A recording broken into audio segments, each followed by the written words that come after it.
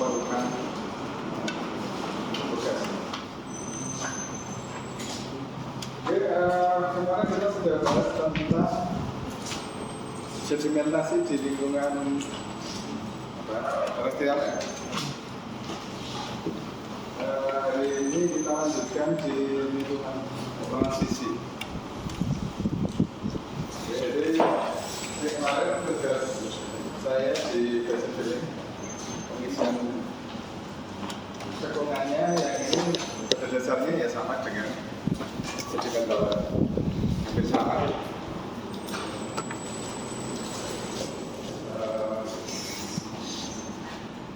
Kemarin kita sudah bahas ada beberapa jenis lingkungan pengendapan ada di daerah terestrial, transisi, laut dangkal dan laut dalam. Kita sekarang coba bahas di lingkungan transisi ini. Jadi kalau kita bedakan ada continental environment dan marine environment, kita hari ini akan membahas di batas. Jadi apa itu lingkungan transisi? Daerah laut. Jadi di situ terjadi interaksi antara proses-proses dari darat.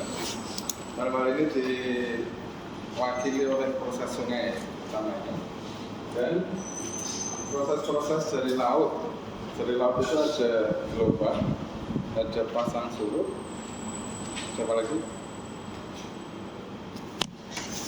Ada arus. Tahu masing-masing beda ya? Apa itu arus, apa itu gelombang, apa itu pasang surut? Tidak kan? Tidak tahu nggak bedanya? Gelombang ada oke. Arus itu ada pindah. Oke. Kalau pasang surut itu naik turun tapi skalanya bisa. Skalanya bisa. Oke. Ya, jadi ada tiga proses utama ya. Di sini sebetulnya ada dua. Sebenarnya ada arus juga, ada gelombang dan ada pasang surut. Arus itu lebih global sebenarnya. Dia aliran yang ada di samudra sifatnya bisa regional, bisa juga global gitu ya. Sehingga kan ada arus hari gitu. Dari kutub sekitar kutub masuk ke samudra balik. Kemudian kalau gelombang itu terjadi karena angin, kemudian air itu dia akan melewati apa namanya, bibrik gitu. Jadi dia akan pecah gelombang. Kalau tidak dia akan hanya menjadi gini kan, kecil. Tapi kemudian ada daerah yang secara morfologi itu gelombangnya dia menjadi pecah. Contohnya nanti akan menjadi gulungan ombak. Sementara kalau yang pasang surut kita tahu itu akibat gravitasi matahari dan bulan. Sehingga ada kenaikan dan penurunan muka air laut akibat gravitasi matahari dan bulan. Ya, yang kita sebut sebagai daerah transisi atau lingkungan pengendapan transisi itu ada daerah, kemudian ada daerah pasang surut, dan ada daerah pantai. Jadi pantainya ada estuari, ada lagun. Lagun tahu ya? Di Jogja punya lagun. Ada nggak? Nah, jalan-jalan ke selatan Jogja itu sampai sana ada lagun. Lagun itu apa? Laut yang terisolasi. Jadi dekat bandara ada laut sebenarnya karena pergeseran mana? ada speed gitu sehingga dia menjadi semacam danau, tapi isinya ya seperti payau. Di Jogja punya ada nggak pernah jalan-jalan ke Jogja selatan sana? dekat bandara. Pantai Samas ya ada sedikit lagi. Terus, naik Dekat bandara itu memang Cirebon dapat kan? ada itu. Cirebon dapat. Pas mau turun tuh nggak kelihatan tuh dari atas. Dan itu kan sungainya sangat kecil, sangat kecil. Apa sih? Yang agak besar Progo ya? di Sungai Bogowoto. Di Bogowoto itu ada waktunya besar, sehingga di selatannya itu masih ada wilayah Jogja yang menjorok ke daerah Jawa. Jadi Jadi kalau kita lihat di Bogowoto itu kan, kalau mau ke situ harus lewat Purworejo dulu, nyebrang ke selatan. ini Di bendera itu juga ada lagi. Namanya Lalu Serang. bagian bintang yang depan tuh. Ini ada beberapa lingkungan pendarat transisi yang nanti masing-masing akan mempunyai ciri sendiri. Oke, sekarang kita mulai dengan delta.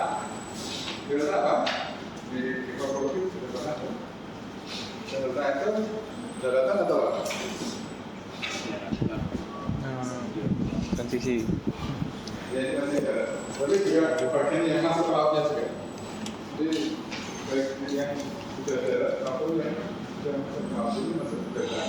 Pokok ini ya, kita sebut bagian delta. Jadi katanya di delta apa? Apa proses apa yang terjadi di delta? Pengendap. Deposisi sumbernya dari sungai yang kemudian diganggu oleh proses laut. Jadi dia sebetulnya suplai utamanya dari sungainya. Nanti akan beda dengan tidal. Yang ini sumber utamanya dari sungai. Jadi harus ada sungai utamanya masuk ke sana. Yang besar kita tahu adalah Delta Mahakam ya kalau di Indonesia itu. Jadi ada sebuah sedimen yang dari sungai, kemudian mengalami redistribusi. Dia tidak langsung diendapkan, tapi diganggu oleh proses dari lautnya itu diendapkan balik. Itu yang kemudian menjadi delta. Ini biasanya terbentuk di daerah yang relatif stabil. Kalau secara tektoniknya aktif sekali, karena ada sesuatu. Kedua, bisa juga. Yang utama di sini adalah suplai sedimennya lebih besar dibandingkan gangguan dari laut. Soalnya yang disebut kenaikan ke laut dan sebagainya. Tapi sebenarnya gangguannya itu banyak.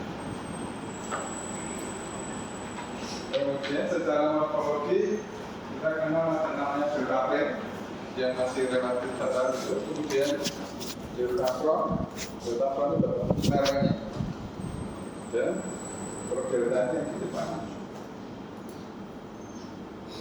Ini kalau perdelta saja sudah di bawah kawat.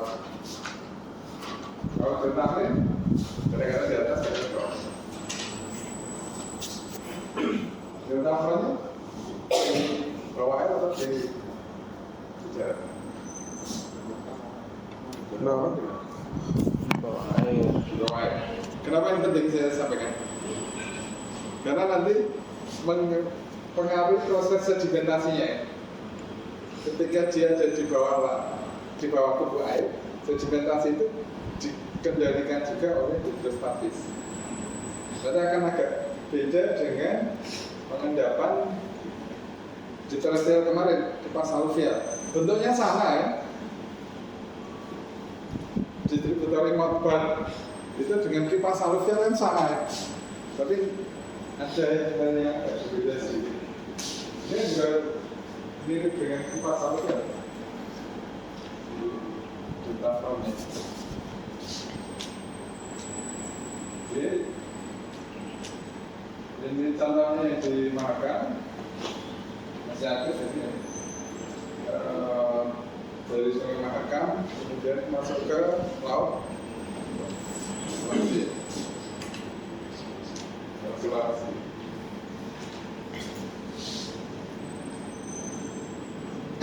Ini bentuk sungainya bakal semacam itu jadi. Orang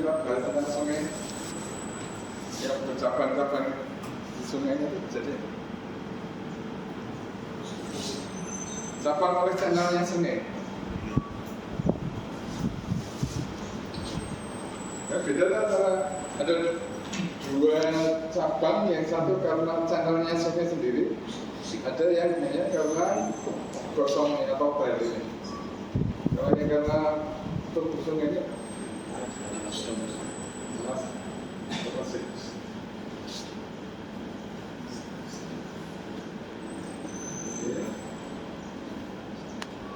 jadi yang paling penting ciri khas endapan delta itu korsen kabut mengkasar ke atas. Kenapa? Kenapa di delta ciri khas utamanya mengkasar ke atas? Yang delta itu surface sedimennya berlebih ya, sehingga dia akan maju ke depan. Karena maju progradasi, maka cirinya korsen ini. Jadi ini dulu garis pantainya bisa jadi dulunya di belakangnya ya. Terus maju sehingga kalau kita lihat ke atas yang bawah itu halus, kemudian mengkasar ke atas. Karena dia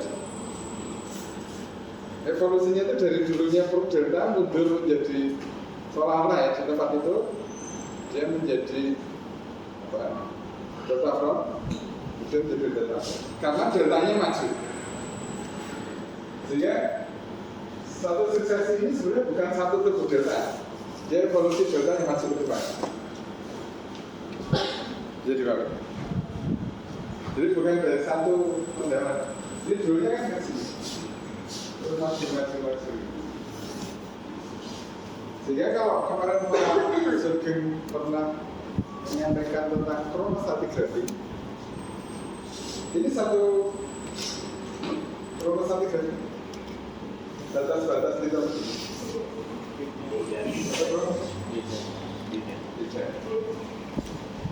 Tahu bedanya chronostratigraphy dengan litostratigraphy? Paham semuanya? Saya tambahin ini basic lagi. Antara chronostratigraphy dengan litostratigraphy tahu?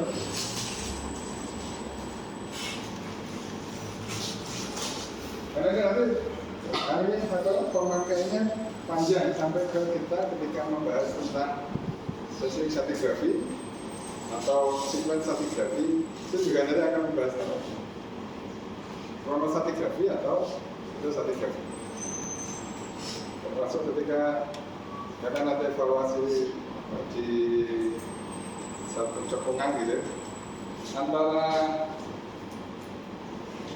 reservoir yang satu dengan yang lain, meskipun sama-sama gini, misalnya satu fase gitu, antara yang bagian ini dengan di sini bisa juga menjadi tidak connect karena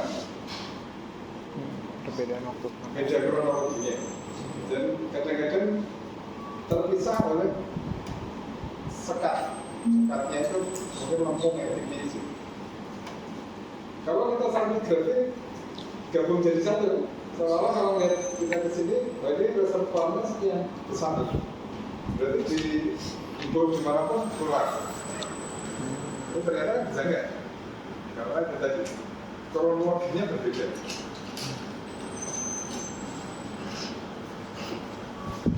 Jadi ini penting ketika kita tahu tentang litostratigraphy dan chronostratigraphy.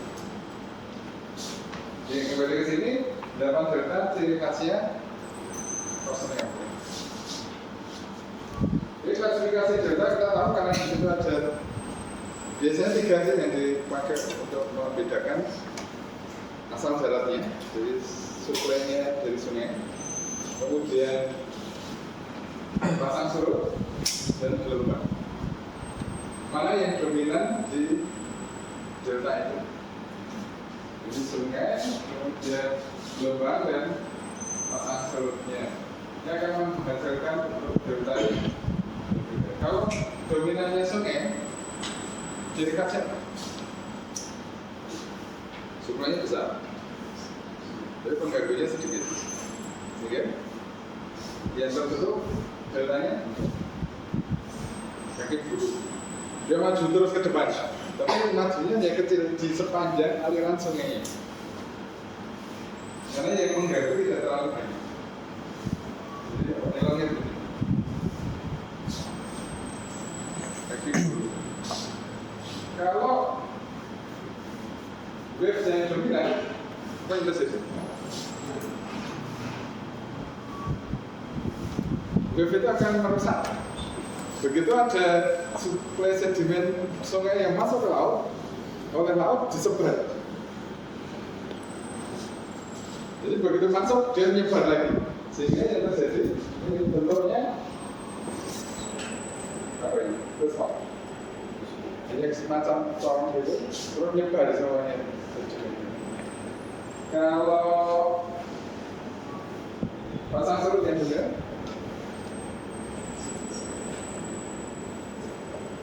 Pasang surut itu dibandingkan dengan gelombang lebih rusak. Lebih rusak. Gelombang ya, kalau gelombang begitu datang langsung disebar gitu. Kalau pasang surut kadang-kadang ketika dia naik besar tadi, akomodasi space-nya besar, sehingga masih cukup untuk tempat mengendap. Tapi kalau pas surut, hancur. Sehingga kadang-kadang kita lebih baik ada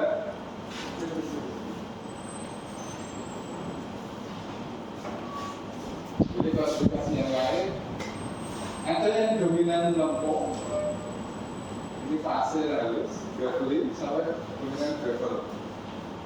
Kalau bentuknya bagus itu ya biasanya sel ke sini. Kalau gravel karena berat ya gravitasi yang dominan ya, sehingga dia tidak bisa menyebar dengan baik bentuk. Jadi meskipun sama-sama elongnya gitu. Kalau lumpur dia bisa jauh masuk ke laut, sehingga kakinya belum, kakinya itu jadi panjang-panjang. Tapi kalau gravel tidak cukup kuat arus sungai itu membawa dia masuk ke laut, sehingga hanya ada di mulutnya.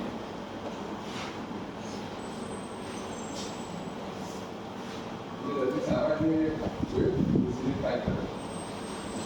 Jadi semakin kalah wave, sebetulnya semakin tidak bersebar baik karena disebarkan oleh gelombang.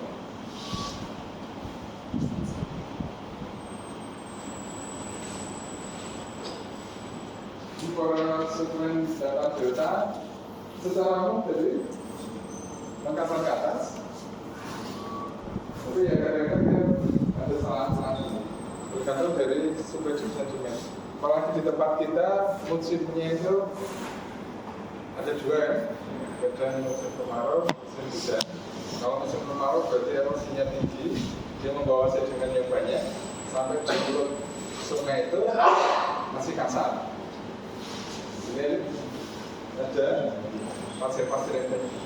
Kalau musim kemarau airnya surut, nah itu saja nggak banyak, berarti hampir nggak bawa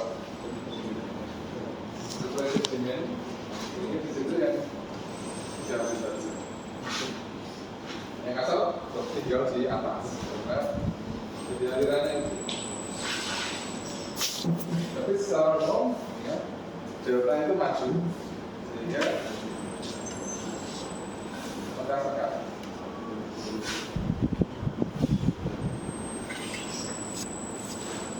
Ini yang dominan sungai karena sedimennya banyak, terutama pada saat banjir ya. Ya kadang-kadang kita masih menjumpai juga di dalam delta itu ada naturalisasi di submarine. Jadi ada saluran-saluran itu, tapi di kiri kanannya kita menjumpai yang kecil. Ini sampai bisa masuk ke laut. Jadi kalau dominan sungai itu indikasinya delta-nya cukup besar.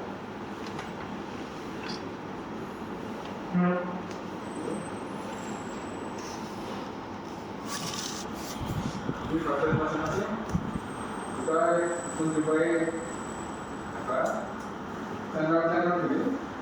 Jadi kalau mau cari reservoirnya di daerah ya hati-hati karena channelnya itu kadang-kadang hanya masuk ke satu channel gitu ya.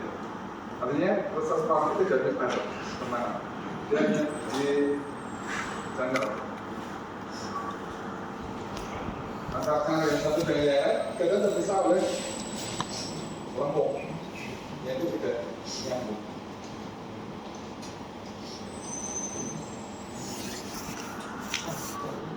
Ini contohnya delta Mississippi nomor jauh.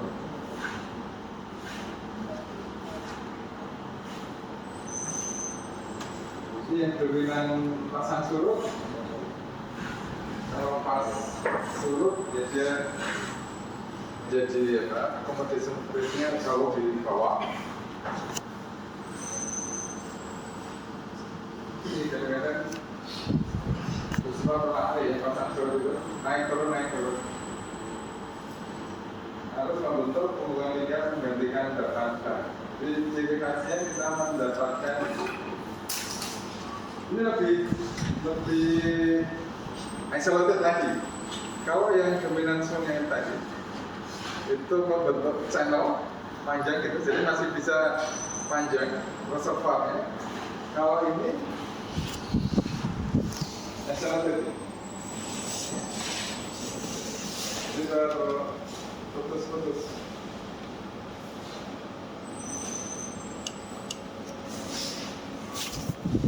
Kemudian misalnya pasang surut.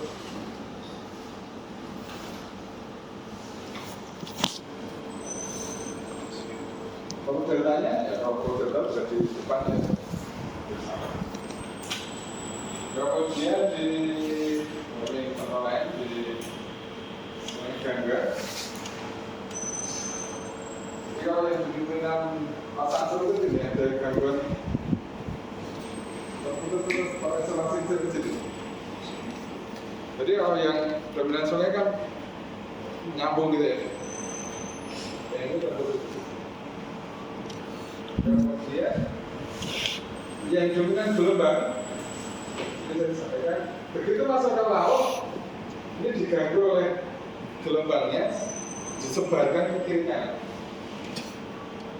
Jadi kita akan mendapatkan semacam ada teras gitu. Tapi bukan teras dalam arti karena tektonik ya, ini karena pengendapannya yang nyebar gitu. Sekarang bisa lihat ini di timurnya Cilacap. Timur Cilacap ya benar. Jadi daerah dari Cilacap Kebumen. Belum Kebumen, baratnya. Jadi antara Pantai Ayam sampai ke Cilacap. Masuk ke baratnya. Ini masih di Jawa Tengah. Antara arah Bolong itu dengan Cilacap itu kan ada, kalau kita lihat di situ karena ini kan ada ada semacam pita-pita gitu karena sungai dari yang baratnya sampai ke timur itu ada sedimen-sedimen yang dibiarkan di sini. Sehingga kalau kita lihat dari foto darat itu semacam ada pita-pita.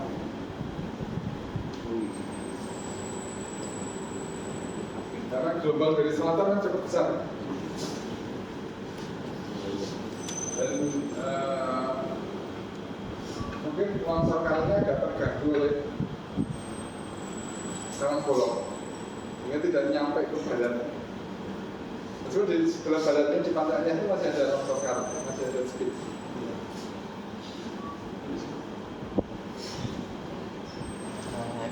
Jadi ini yang kita dapatkan semacam ada ledak ini. Karena begitu masuk ke laut disebar oleh gelombang ke kanan. Terus jadi kita mendarat ini. Jadi kadang-kadang kita akan menjumpai adanya laju. Kalau ini dijebak.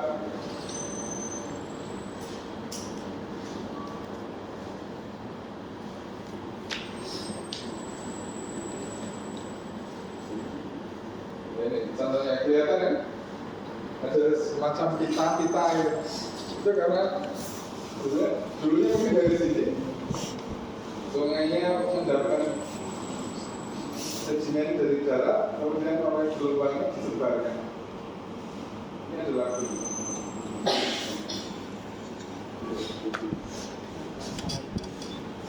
Jelas ya perbedaan masing-masing ya. Jadi kalau melihat secara bentuk morfologinya, dominan sungai itu nanti tidak terganggu sampai ke laut.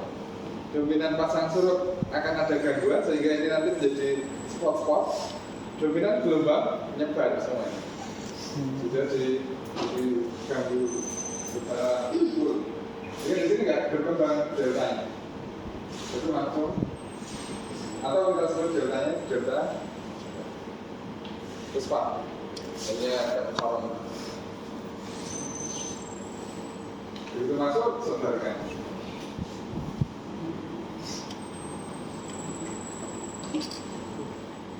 Jadi contoh yang ada di Brunei,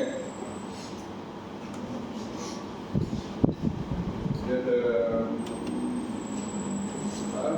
kayak kita pasir itu biasanya karena gelombang itu cukup besar energinya, maka yang diterapkan itu kebanyakan pasir. Dengan terakhir berapa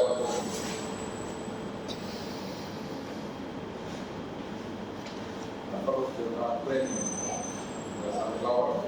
Itu lowernya isinya, yang uppernya yang pasir.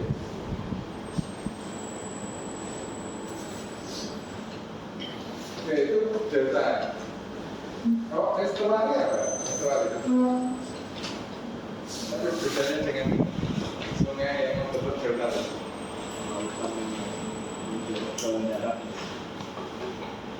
Lautannya berbentuk ya. Pada prinsipnya sebenarnya sama, ada sedimen dari darat. Cuma kalau estuari itu mulut sungai itu membuka aja. Jadi kayak ada tebing gitu, yang paling muda. Kemudian sungainya membuka, jadi seolah-olah di bukaannya sungai itu ada interaksi antara laut dengan darat. Yang kita sebut estuari itu daerah di mana salinitasnya antara 0,1, jadi di daerah sini sampai ke 32%. Ini estuari. Ini mulutnya sungai.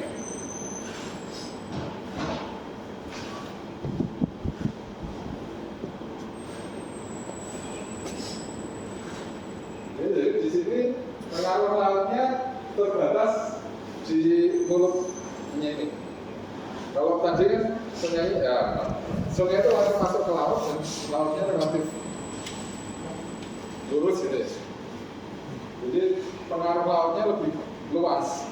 Kalau ini pengaruh lautnya lebih isolasi karena lebih banyak di dalam. Jadi karena ada perbedaan mulai dari dominan air darat, kita juga membedakan menjadi dalam, tengah, dan bawah. Jadi dominan sungai harusnya juga harus sungai. Ini campuran, di sini dominan laut.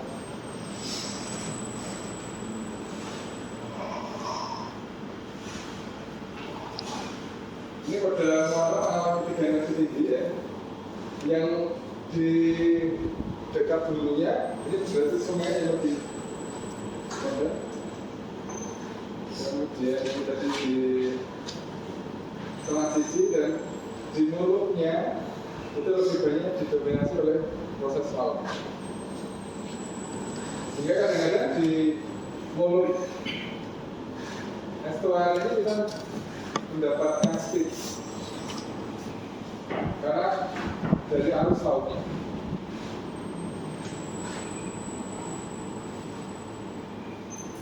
Yang bisa hanya mengeluarkan bukaan sedikit.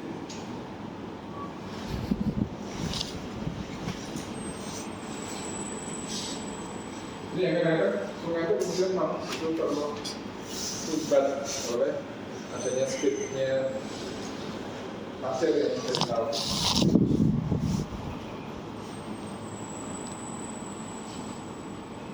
Jadi kalau kita lihat secara sayatannya ini ada daerah dominan daratnya, ya kadang jadi daratan dan sedimen lautnya, kemudian ini cekungannya di laut ini ada penahan speednya, ini ada stasiun darat. Ini karena ini terhalang maka kadang-kadang ada yang masuk ke sini membentuk penghalang untuk terjadi banjir.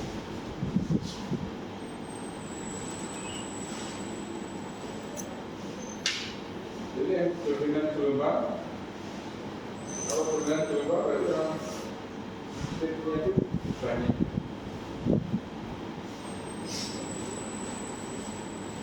Di sini ada daerah lagi, masih yang dominan sungai.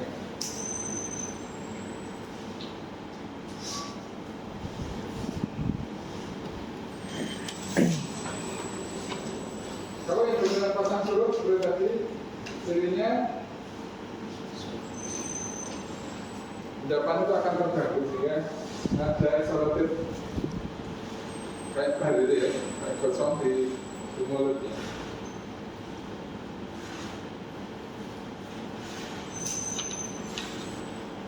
Ini ciri dari estuari yang didominasi oleh pasang surut. Jadi kadang-kadang pasang satu di sini, kadang-kadang surut.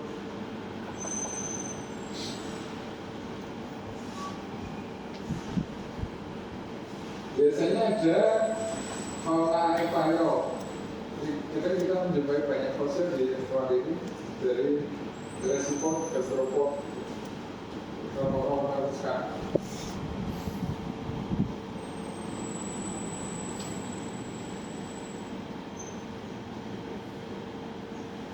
Ini semua yang masih dominan pasang surut. Ya, banyak kita jumpai ada gosong-gosong. Struktur sedimennya apa? Kalau dominan dari sungai, strukturnya silansiur dan separantis. Itu kalau dominan yang dari laut, silansiurnya simetrik. Jadi kita sudah melihat ini posisinya di darat atau lebih ke arah laut dari silansiur.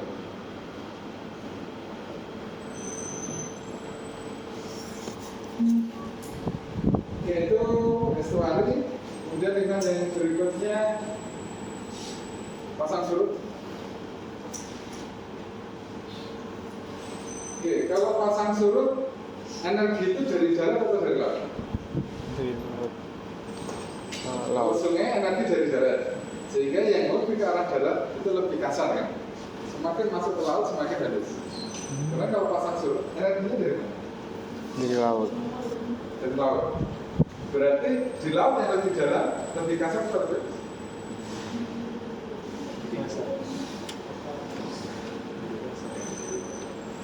Lebih kasar. Berarti yang lebih ke darat itu lebih halus. Karena energinya sumbernya dari laut. Di mana sumber energi itu kan yang paling besar kan? Kalau sumbernya dari laut berarti sedimen yang lebih ke laut itu lebih kasar. Tapi nggak asal sedimennya jadi tetap dari darat kemungkinan juga. Bisa juga dari darat tadi yang dibawa oleh sungai menyebar kan? Terus dikembalikan ke daratnya oleh pasang surut. Sehingga kalau kita punya mud flat, ada sand flat, lautnya ke arah sand flatnya atau ke arah mud flat? Kita ada secara horizontal gitu, ada mud flat, ada sand flat. Lautnya ke arah sand flat atau ke arah mud flat? Atau pantainya, dari pantainya ke arah mud flat atau ke arah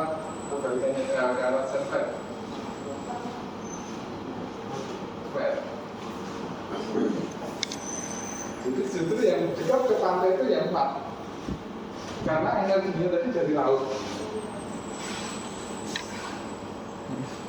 Ya, gitu.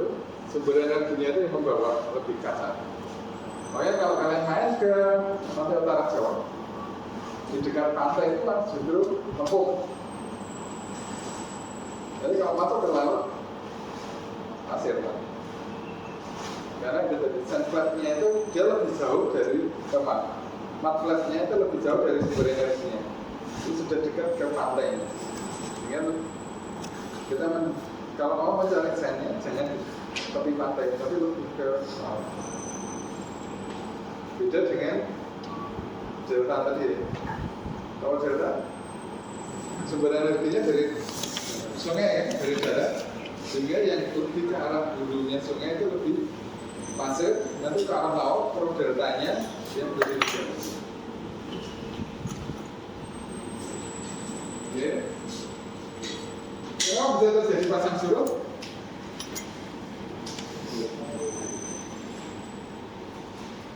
Kenapa terjadi pasang surut? Iya. Pengaruh utamanya kan gravitasi bulan dan matahari. Tapi kenapa terjadi itu? Karena posisi bulan dan matahari terhadap bumi itu setiap hari bergeser terus.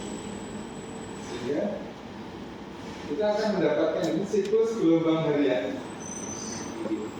kemudian siklus gelombang musiman, Seru. dan siklus gelombang tahunan. Jadi kalau pasang surut, dipasang kemudian surut. Ini, jadi kalau kita lihat perputaran bumi, Ceweknya itu. ini Cepat. rotasi bumi, Dekat berapa maka sih? bagian yang menghadap matahari itu kan selalu bergeser. Sementara Lah dia nggak berhenti. bulan itu juga Kok berevolusi samperin tuh? mengitari bumi. Sehingga kan yang ada bulan itu di posisi yang sama dengan matahari, banyak bergeser.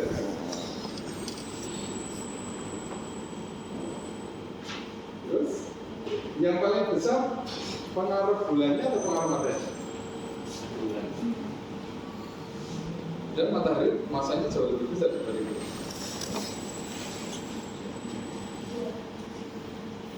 Sama jaraknya, masih ingat hukum gravitasi kan?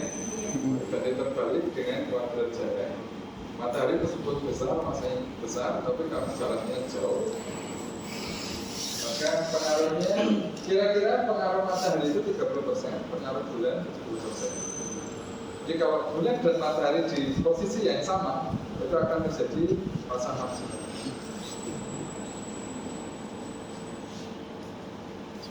Jadi kalau pas sore ini bulannya di posisi yang sama dengan matahari menghadap, maka di sini akan terjadi gaya gravitasi yang paling besar, sehingga air laut itu tertarik ke sana.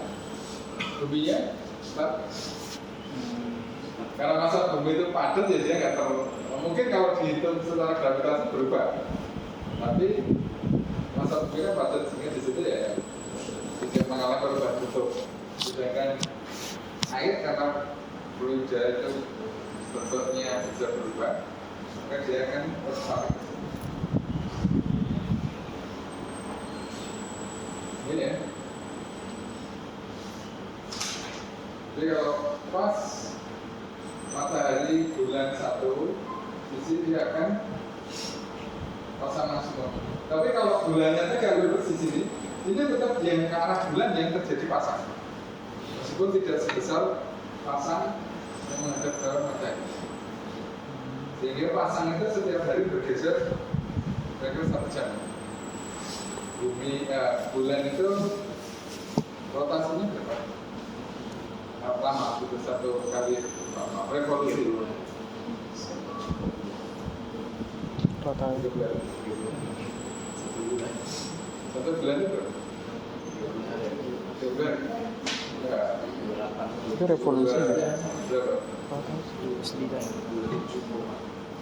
Oh betul. Ya 1 bulan itu nggak sampai 3 bulan. 7,3. di sekitar itu kalau saya nggak lupa sih. Tapi Satu bulan ya. Dia 1 bulan. 1 bulan itu dia. jadi bulan itu setiap hari bergeser. Jadi,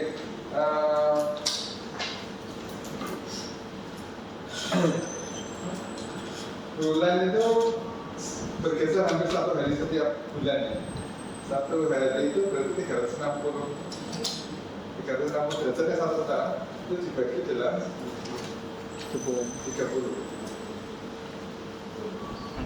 6 bulan. Setiap hari bergeser kira-kira 12 derajat. Ya kan bergeser sekitar 12 derajat dari posisi. Jika nanti akan ada posisi badan di sini dengan kebalikannya. Kan di sini. Ini yang harian tadi berdasarkan posisi bulan. Kemudian ada yang karena bumi kita itu miring, sehingga yang menghadap ke matahari dengan bulan itu kadang-kadang juga bergeser ya. Tidak di dalam satu garis yang sama. Kalau kan satu garis yang sama nanti akan menghasilkan yang cukup besar. Kemudian ini ada yang tegak lurus, bulannya di posisi tegak lurus dengan matahari. Itu pasang sehingga ada posisi pasang maksimum. Jadi muka air lautnya ada di sini, kemudian dia turun sampai membangun udara. Kalau posisinya pasang di sini, maka energi di sini itu besar atau kecil? Kecil ya? Yang di sini besar karena dia lebih dekat ke laut. Kalau posisinya di sini, yang di sini menjadi kecil dan tadinya besar. Sehingga kadang bergeser dari sunflatnya di sini.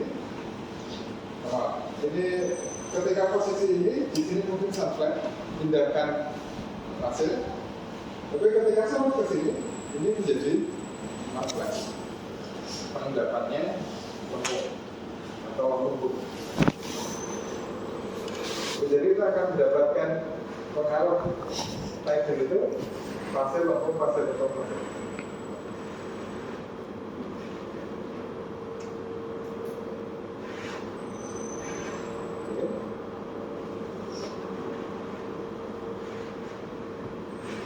Migrasi tidal wave ke arah darat menyebabkan perubahan tidal wave dari laut daratan menuju laut dangkal, biasanya dengan lebar paparan.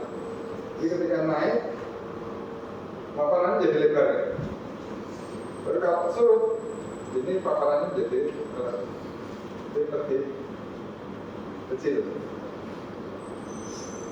Jadi kadang dia luas sampai di sini kadang seperti itu. Kalau dia estuari tidak terlalu signifikan karena dia relatif tegak. Jadi yang turunnya relatif tidak terlalu besar. Ini dikontrol oleh komandannya sebenarnya di sekitar.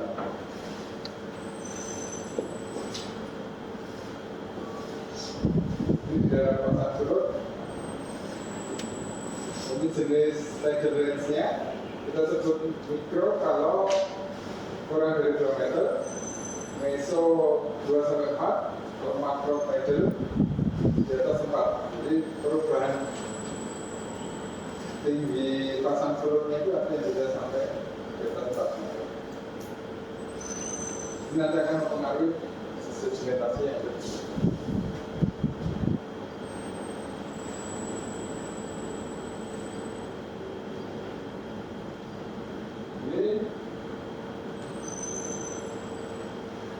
Di daerah tidal waktu ini kita mengenal beberapa ini. Dominasi pasir berada di bagian dangkal dan subtidal, kemudian di intertidal bagian bawah dan bagian channel. Jadi kita akan mendapatkan pasir itu di subtidal di bawah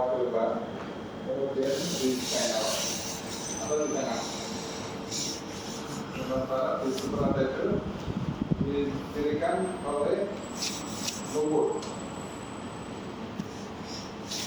Ini lumpurnya di supertitle, jadi di atas. Kalau supertitle itu zona yang mendapat pengaruh pasang surut ekstrim. Jadi kadang di sana tutup oleh air, kadang gelap. Yang terbentuk di situ adalah evaporasi. Kadang-kadang tergenang air laut, kadang juga tidak. Ini ekstrim. Kemudian yang intertidal di tengah-tengah daerah pasang surut tinggi dan rendah. Transportasinya betul dan subtidal. Sementara untuk subtidal berada di bawah muka air pada saat surut. Itu di bawahnya. Ini muka air surut, muka air pasang. Yang di bawahnya ini subtidal, di antaranya itu intertidal. Kadang kalau maksimalnya naik lagi ini ya supratidal. Sehingga supratidal itu lebih sering dalam. Kadang-kadang dia tergenang air ketika pasangnya maksimal. Kalau pasang harian itu kan relatif kecil, kadang-kadang. Tapi suatu saat kadang maksimal tinggi sekali. Yang pernah lihat di pantai selatan ya, kadang abrasinya itu sampai kena di dekat orang yang jualan itu karena pasangnya tinggi sekali. Itu daerah supratidal. Makanya di supratidal dijadikan oleh evaporasi. Apa pendapat evaporasinya? Garam. Itu bagaimana? Itu alif. Jadi di daerah itu akan banyak dibanding. Kan sudah gadget, yang mana yang ketemu pengalaman itu banyak simpsom ya. Kenapa nggak kawan? Nggak tahu. Saya dapat ya. Itu ada saya kalau mau menjumpai simpsom yang cukup besar sampai segini. Itu di timurnya Ujung Kulon. Jadi Ujung Kulon itu terus ada bukit. Jadi dia di daerah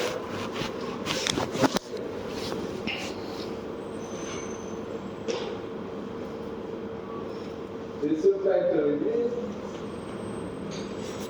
deadlocknya yang dominan.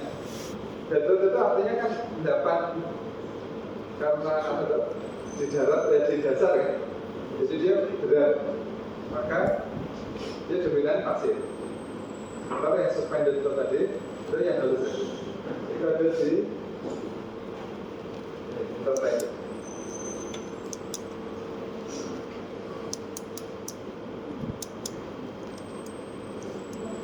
Ini ada refleks yang channel yang ada di kanan. Ini channelnya di sini terbuka. Pengaruh dari pasang surut, tapi kadang dia rendah, laut, kadang surut. Ini intertidal. Karena yang putih-putih itu ya subtidal. Endapan pada dari pasang surut kita surveinya. Di sini ada mati good. Ini south, Mars. Itu artinya yang dominan evaporasi ya. Ini supratidal. Di sini ada mati. Ini Mac. Ini ada Mark, ada Sen. Kemudian yang di sini itu yang dominan Sen. Dominan Sen tadi ada di subtidal.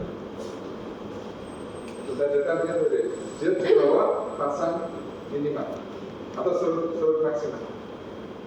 Jadi ketika dia surut masih tenggelam. Ternyata akan menjadi lebih banyak dominan pasir. Sementara kalau yang di terpedal itu mulai banyak map. Ini kita sebut sebagai maplet. Itu kan ekspresi Dua parah. terus ada pantai-pantainya. Ada. Nanti lihat maplet-sapletnya di pantai utara. Yang mendekat ke arah barat itu biasanya lebih lempung. Kecuali di channel. Karena kan tetap ada aliran sungai ya masuk kan. Di channelnya ya tetap akan banyak sandnya. Tapi di kiri kanannya itu akan banyak maplet.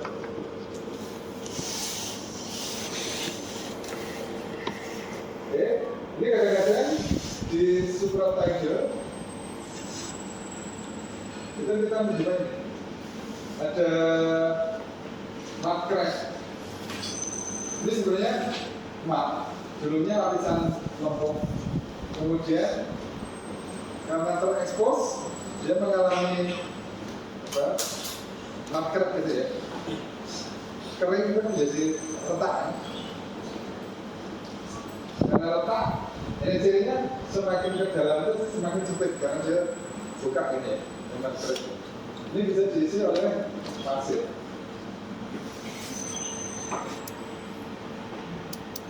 Jadi kalau kita membuka ini mesti daerah-daerah protein. Pasirnya di berikutnya, dapat berikutnya, bukan di jadi mungkin ininya geser naik ke atas atau ininya tenggelam. Ada kenaikan permukaan laut sehingga yang dulunya dia menjadi super tiger dia geser menjadi interpreter. Yang masih menjumpai pasir. Kalau di Supertiger ada pasirnya.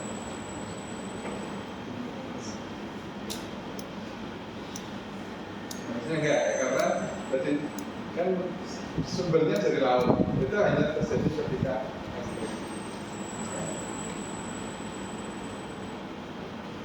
ya, jadi di sini ini mapnya dulunya kret ini, kemudian kretnya ini diisi oleh pasir. Jadi kita kalau dari samping akan menjumpai penampakan ada pasir-pasir yang masuk.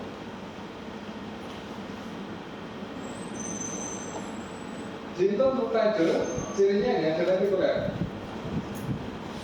Ada lensa-lensa pasir seperti ini. Karena dia begini terus naik sambil mencuci itu, ada lentikuler.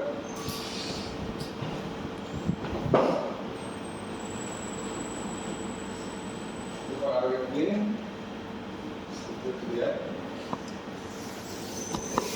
yaitu tiger, pasang dulu. Kemudian kita lanjutkan ke lingkungan yang berikutnya itu lingkungan pantai bergelombang.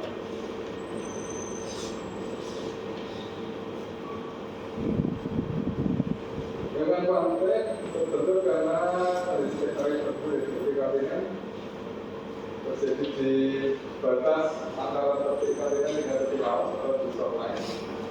Kita akan melihat beberapa zona. Ada pantai bagian belakang atau backshore, kemudian bagian tengah, foreshore, dan pantai depan, surface. Di backshore, pantai yang dekat dengan daratan, ini banyak kita jumpai jadinya gemuk atau blue. Jadi seperti kita lihat di pantai selatan, itu banyak dulu di belakang pantai.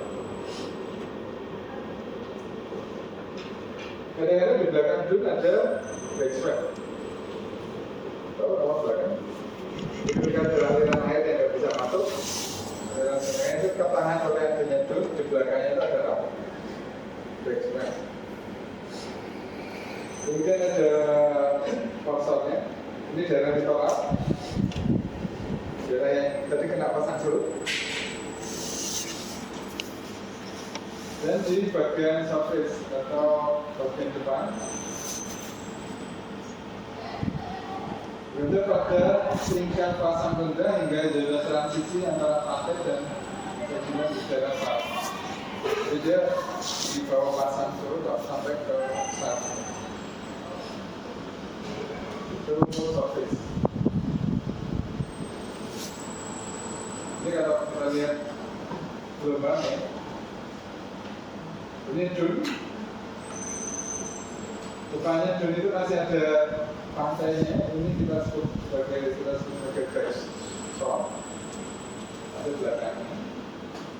Kemudian di sini yang ada gelombang-gelombang itu adalah konsol. Jadi kalau di backsol yang banyak dijumpai strukturnya.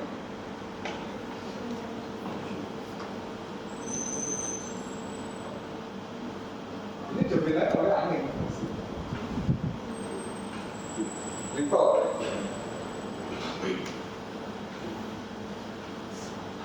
Kemudian kalau yang di sini, ini faksornya, ini ada tajul tadi ya. Dia ada kadang naik, kadang turun. Kita banyak bermain silang-siur. Kemudian ini bagian surface-nya mulai dari pasang tadi sampai ke shelf.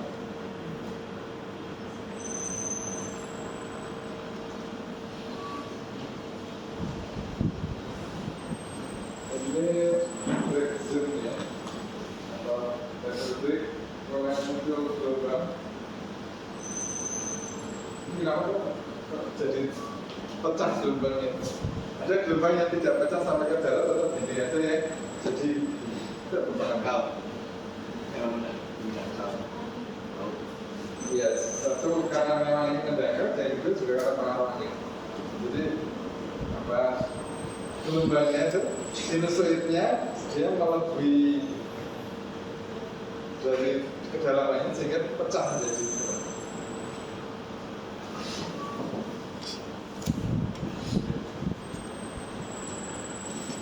ini kan ada oscilasinya ya.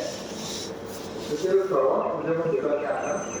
Kalau kemudian ini melebihi, jadi pecah dia menjadi tidak lagi membentuk buletan ini tapi bukan begitu.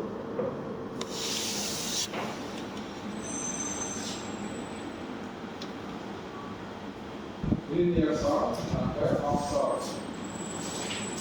Tempat mulai pecah ini dan mulai membentuk mau pecah. Sudah tidak simetri lagi gelombang.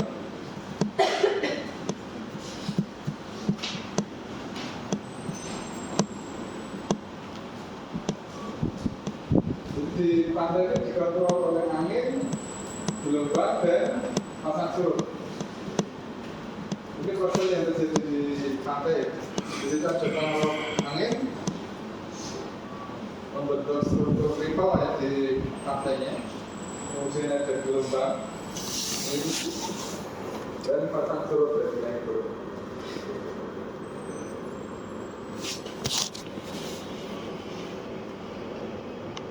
Klasifikasi laut atau pantai ada yang pantai dangkal,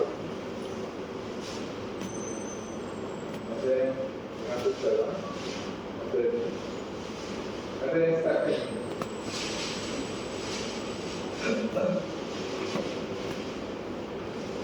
Kemudian pengaruhnya ada longsor kali. Artinya ya longsor kali itu harus dan sejajar dengan pantainya. Ini terbentuk karena angin yang nyudut biasanya. Kemudian membawa arus itu karena tabrakan dengan garis pantai secara menyudut gitu, maka kemudian dia membelokkan mengikuti pantai. Jadi yang mengendalikan longsor current itu angin atau juga arus laut. Arus laut dikendalikan angin dan temperatur Ini pengaruhnya. Nah, sebelum kita ada yang kita kenal dengan namanya longsor current. Arus yang bergerak paralel, dan ada longsor drift. Longsor drift itu pergerakan sedimennya. Karena adanya pergerakan sedimen ini, maka ketika kita menjumpai speed endapan di sini. Jadi kadang-kadang dia menutup laut, menutup muara sungai, kadang-kadang menutup teluk, menghasilkan apa? Kalau ini tertutup ya jadi langsung. Lautnya jadi terpisah dengan laut utama. Kalau menutup aliran sungai, nanti sungainya bisa banjir. Itu yang sering terjadi di selatan Jawa. Oke, ini di selatan Jogja. Ini sungai Motor. Oke. Jadi ini garis pantainya relatif ke arah barat laut tenggara. Kemudian ada angin yang relatif ke arah utara barat daya. Sehingga menyudut ke sini sehingga terbentuk longsor current yang ke sana. Akibatnya apa? Ini akan membawa sedimen ke sana, ke arah barat laut. Tapi ini tidak sepanjang tahun ya, karena anginnya kan berubah di musim berikutnya. Ada ring current.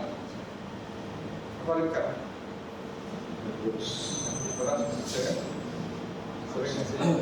Jadi yang perlu diwaspadai kalau kalian main ke laut, jangan pernah masuk di laut yang pas ring current. Karena arus laut dan arus ring current itu sering scroll. Ini yang sering membawa wisatawan atau apa yang bermain di laut itu terbawa arus ke dalam.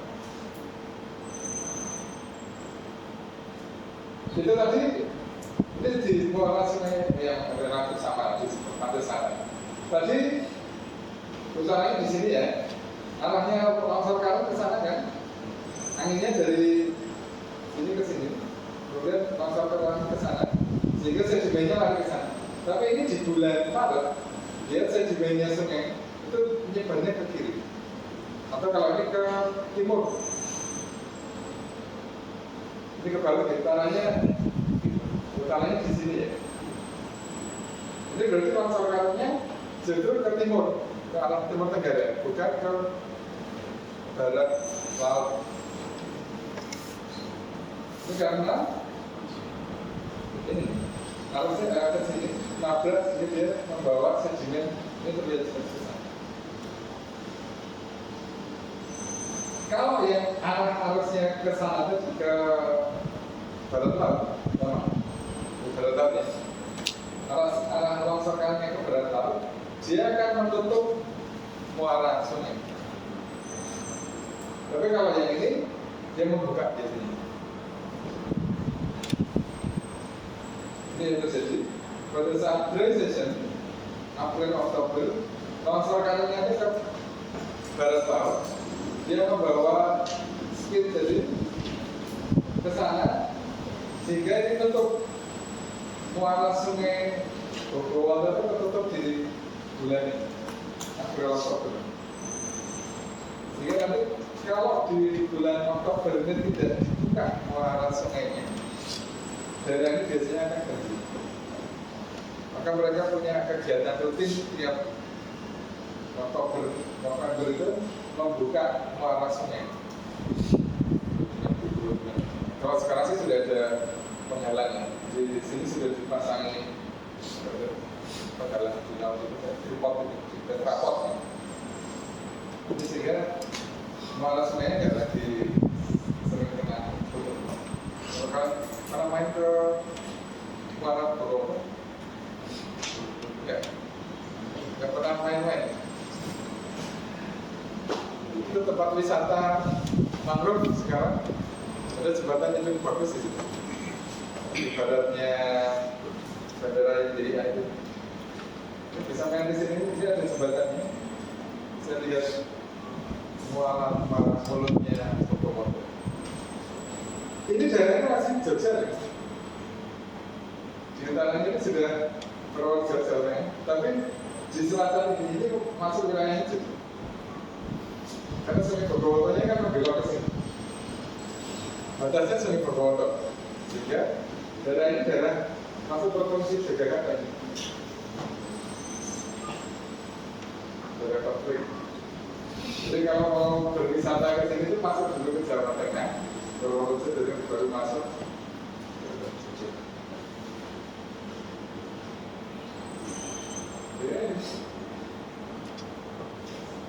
Ini rekamannya.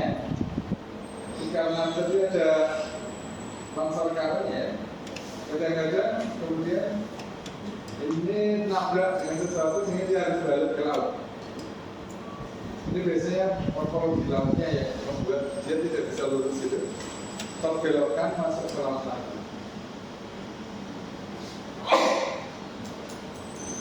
Jadi di Parangtritis itu ada longsor kamu, ada rekaman di negara barat.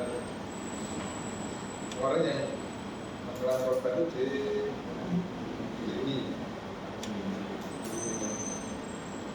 Kenali dengan ada di Karut. Jangan main di Karut. Kalau mau main ke laut ya di sini. Kelihatan nggak di Karut ini? Kalau dari atas kelihatan sebenarnya, karena arusnya masuk ke sana gitu. Nanti airnya itu masuk. Maka daerahnya kalau dari dekat memang nggak terlalu. Kalau orang-orang sana sering mengatakan ada palung, gitu. Karena di situ ada palung. Itu palung yang mereka sebut palung itu yang memang ada arah atau cekungan, ada saluran gitu ya, menjadi tempat dekarnya. Karena dia jadi arus gitu, lama-lama jadi lebih rendah di sekitar. Jadi membuat produk 8 gelombang ini di dalamnya ada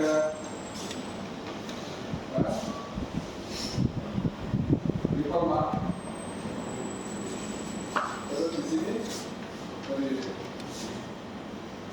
ada evaporasi, kemudian ada gelombang itu jadinya cross laminasi atau cross bedding tapi simetri.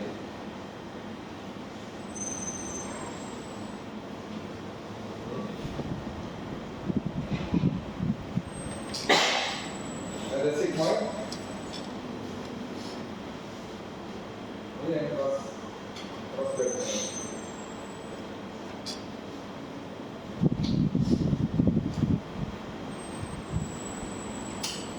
Ini kalau segmen dapat pantai, hampir sama mengkasar ke atas. Kalau apa? Mengkasar ke atas, itu pantainya maju terus. Pantainya maju.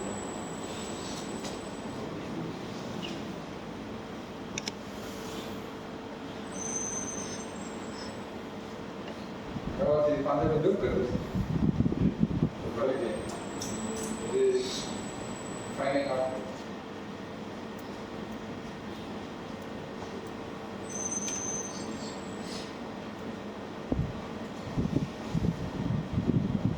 Ada offshore sandbar. Barnya sepanjang pantai. Kalau kita mendapatkan dapat ini lumayan jadi reservoir yang luas. Sepanjang pantai itu pasir semua dan saluransinya baik. Saluransi di depan pantai itu baik atau belum? Baik, karena ada kayak di kawin ini ada pencuci beberapa balik itu, jadi yang kurang lempeng akan terbawa. Jadi pantai yang bergelombang ya. Kalau pantainya tadi yang tidal itu ya di pantai malah justru Ya kita bisa mendapatkan sensor yang cukup besar.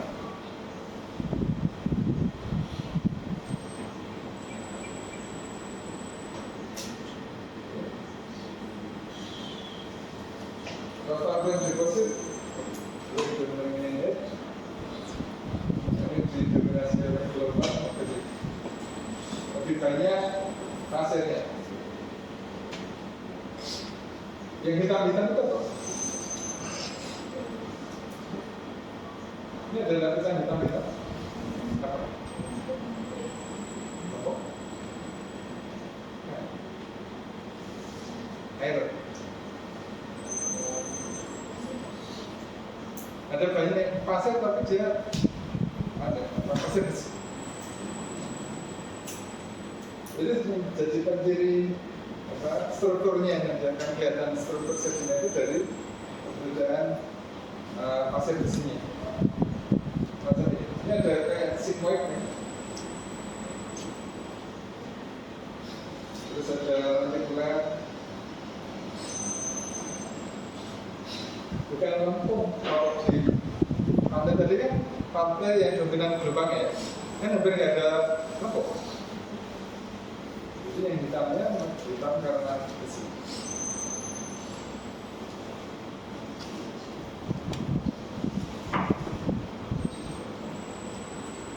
Ini kadang strukturnya apa? Tritol.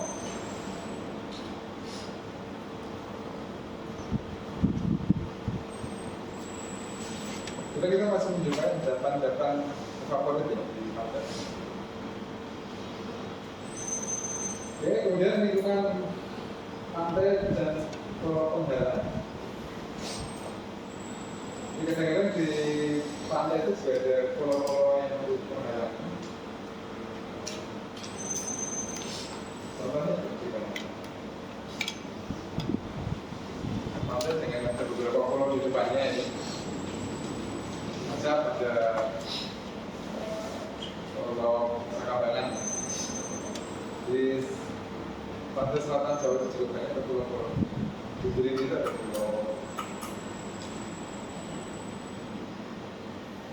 pulau Penggala bisa sebagian atau seluruhnya dari daerah pertama oleh Raksasa atau Rawa. Ini pulau Penggala ini disebut di sini kayak split yang besar kalau di sini.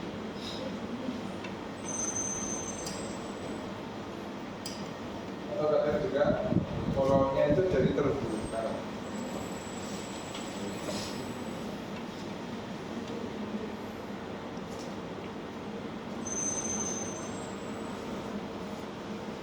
Jadi karena ada pulau Penggala, maka di belakangnya itu bisa menjadi maghrib.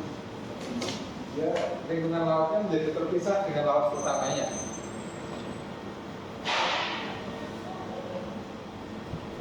Demikian juga yang dari darat itu tidak bisa langsung masuk ke laut, tapi bertahan di sini.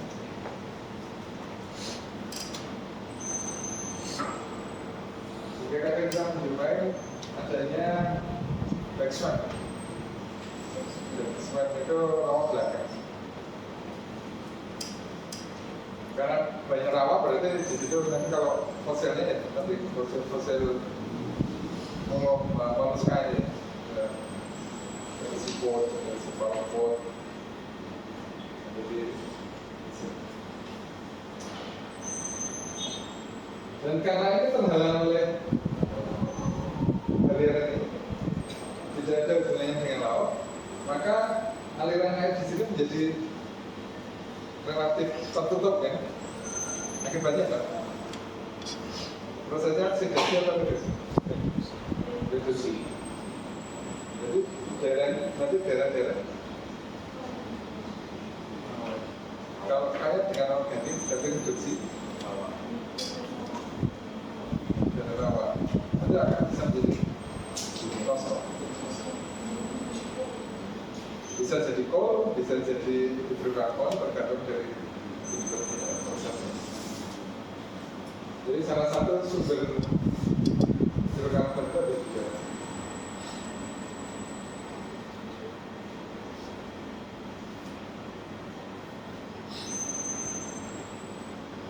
Ini dari penggalan ini berlaku di belakang. Bisa jadi lagu atau jadi efek suara.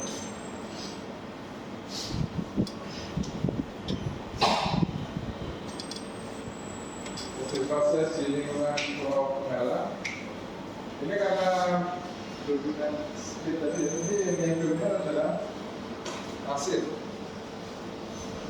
dengan crossback di sini ya, tapi di belakang karena ini menjadi tertutup maka lebih banyak lempung.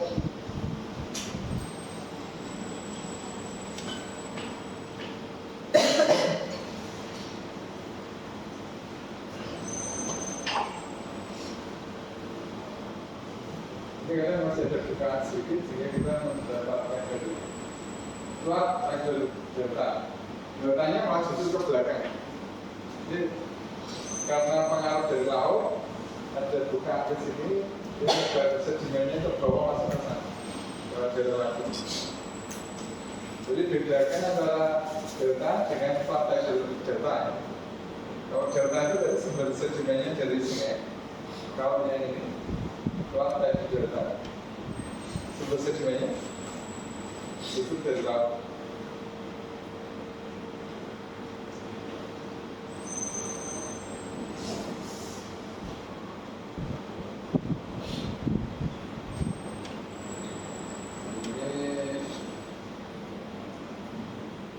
Ini tadi ada gambaran hubungannya yang saya tanya.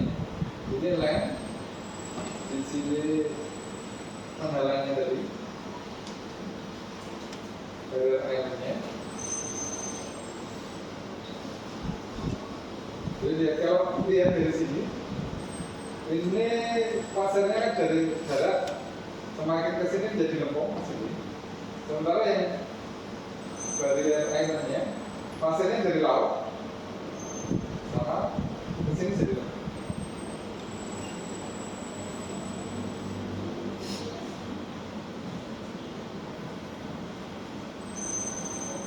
Jadi ada pasir yang terdalam. Di dalam agung lebih banyak lempung dengan organik. Untuk lantai deltanya karena ada sumber dari laut ini jadi banyak pasir.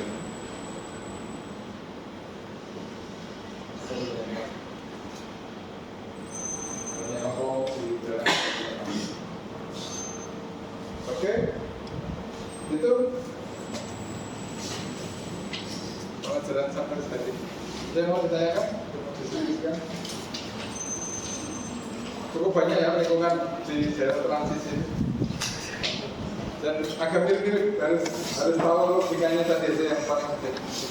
Logika pertama sumber energinya dari mana? Yang mendekati sumber itu logika asal, ada yang jauh dari sumber dia beda dari sehingga kita bisa menerapkan itu di delta, di pasang surut, di gelombang. Kalau gelombang sumbernya dari laut juga ya. Cuma di gelombang itu karena pas di daratnya dia masih kencang, maka darat itu tetap didominasi oleh pasir.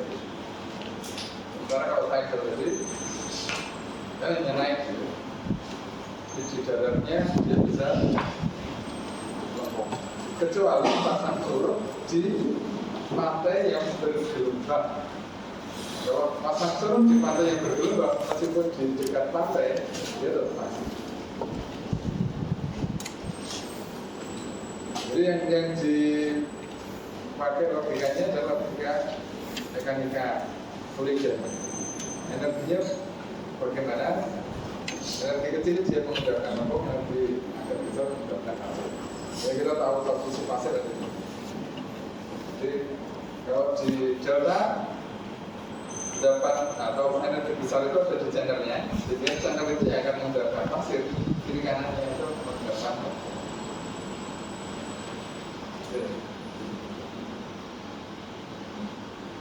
Kalau kira-kira intinya pakai logika begitu. Kalau menghafal saya juga bisa. Susah menghafalkan. Tapi kalau logika nanti lihat ini, oh kemungkinan ini energinya dari sana, kira-kira itu jangan. Oke, jangan mau didiskusikan. Cukup. Dari kalau cukup sekali lagi bentuk kelompok ya, mumpung masih ada waktu. Berarti minggu depan masih kuliah. Minggu berikutnya kalian kemudian yang presentasi sudah masih belum semuanya sudah punya kelompok. Tadi kayaknya ada yang belum dibagi atau membentuk masing-masing punya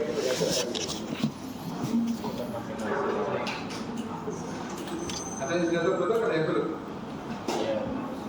Jadi yang belum itu tinggal sisa-sisa ya. Yang sudah punya kelompok.